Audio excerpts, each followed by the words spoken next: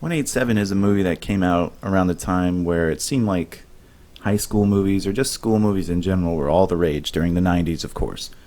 Movies like Clueless, 187 itself, Billy Madison, Disturbing Behavior, on and on and on. I mean, even slasher movies like Halloween H2O came out in the 90s and had somewhat of a school element to it.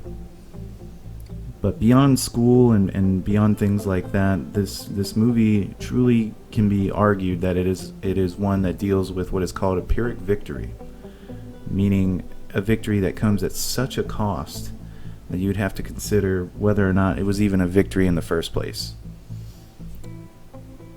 That victory obviously is earned by the lead character, Mr. Garfield, who is played by Samuel L. Jackson, who did a fantastic job in this movie.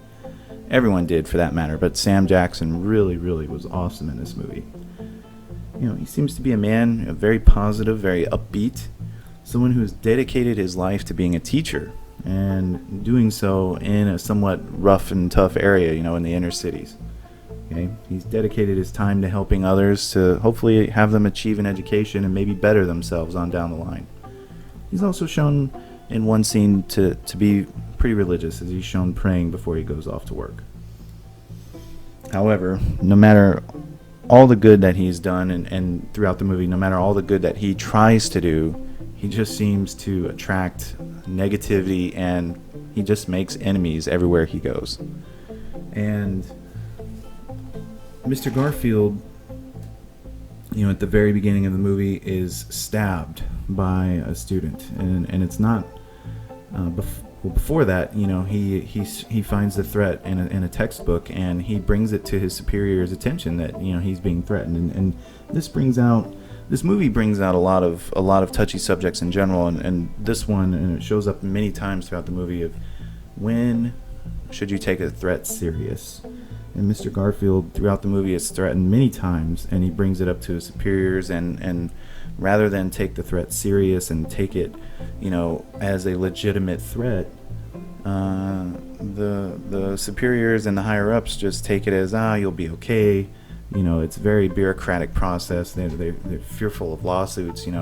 Nowadays where we live in a society where people preach, if you see something, say something, where this movie portrays the other side of that, where people do live in fear of, if I do say something, maybe that negativity will obviously be directed towards me, right? So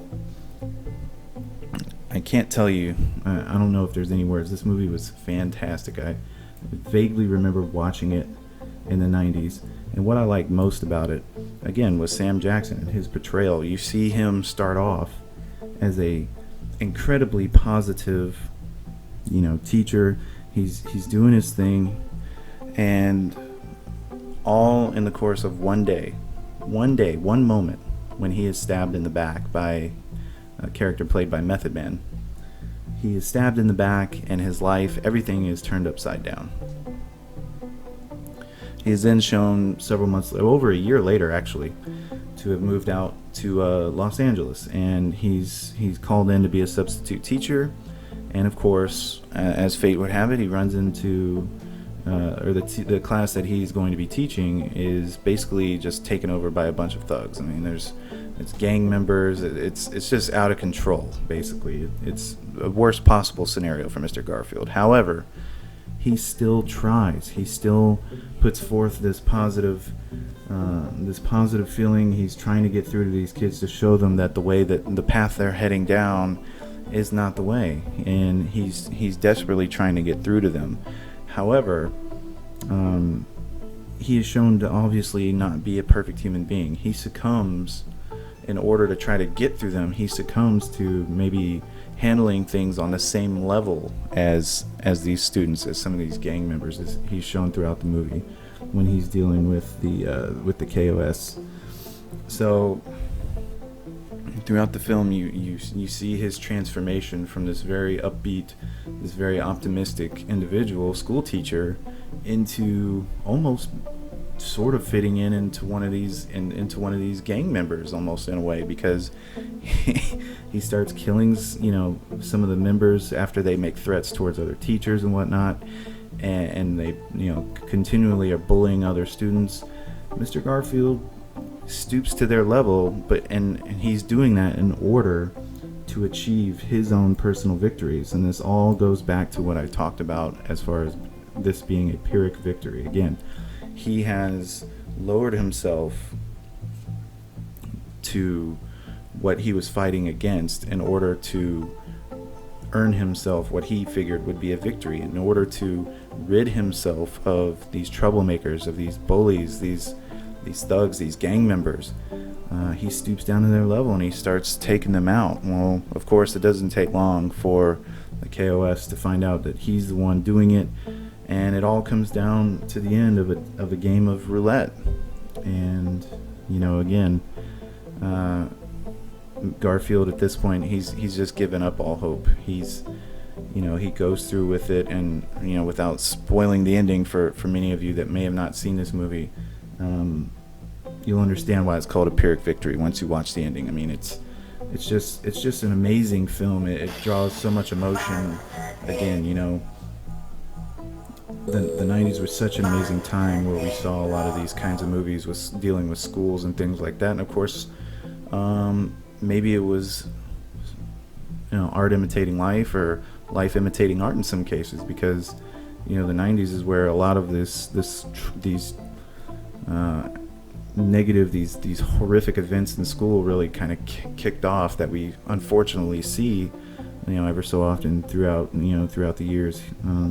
It's just a terrible thing. But Mr. Garfield, Sam Jackson, he does what he can, he does his best, but in the end he succumbs to stooping down to their level, basically, just to try again to earn himself a victory. A sense of honor, a sense of pride takes over, and in the end nobody wins. People are dead on both sides. People are dropping out of school.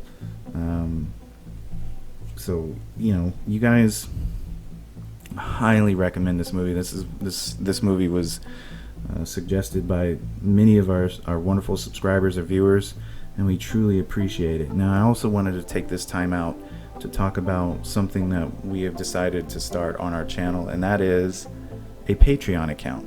So I will include the link in the description, and of course, if you ever go to our channel, there is a small icon for it near the top right, which also you can see an icon for our Twitter account. Once you check out our channel, if you go to our Same Differences channel page, you'll see a link, and I'll also post the description below, and it's patreon.com/same differences.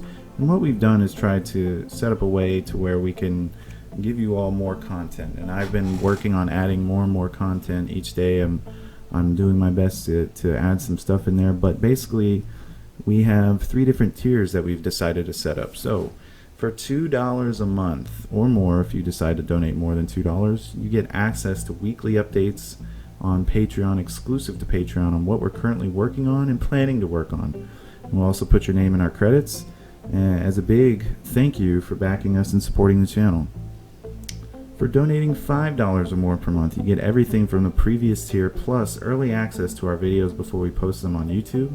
We will also give you exclusive access to our phone conversations, where you'll hear Joseph and Kurt really get into things. To add even more, when you donate $5 or more, we'll also let you decide what we talk about during our Skype sessions, our YouTube videos where Joseph and I talk over Skype.